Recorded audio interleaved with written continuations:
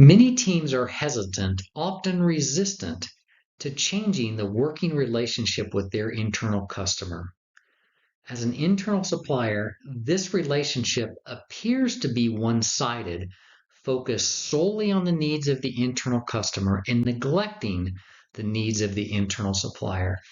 The internal supplier must support their internal customer. They must provide or supply something their internal customer needs to do their job successfully.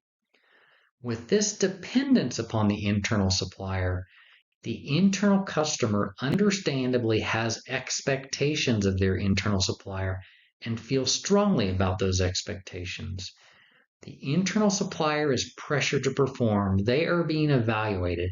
They are the target of potential criticism.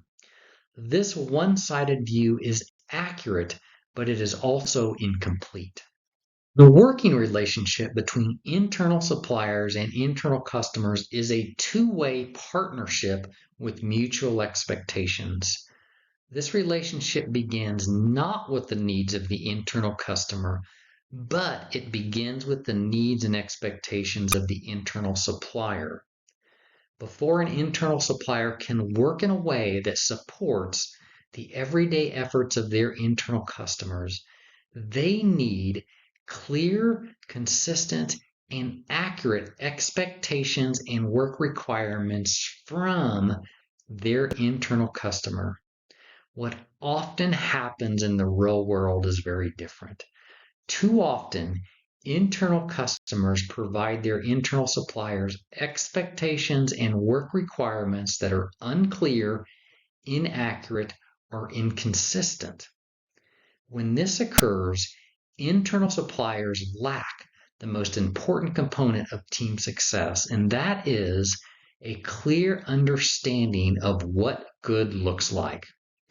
Instead of having this valuable guide to their everyday work, internal suppliers will be forced to speculate and guess about the needs, expectations, and requests of their internal customers. This is not the two-way collaborative relationship needed between internal suppliers and internal customers.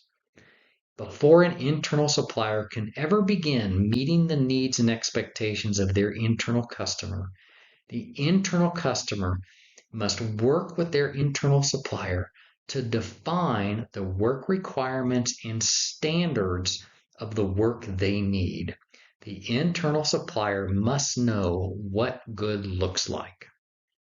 At a minimum, what good looks like contains 4 pieces of information the internal customer must work with their internal supplier to provide. Number 1, the outcomes the internal supplier must accomplish and supply or provide to the internal customer so that the internal customer can do their job. Number 2, the standards of quality for this work. What does accuracy look like? What does completeness look like? What does timeliness look like? The standards of quality. Number 3, the roles and responsibilities for this work. Who does what and when?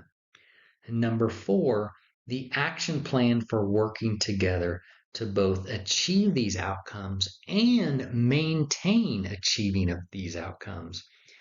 These, at a minimum, are the 4 pieces of information that the internal customer needs to provide their internal supplier so that the internal supplier can do their job successfully and support the work of their internal customer.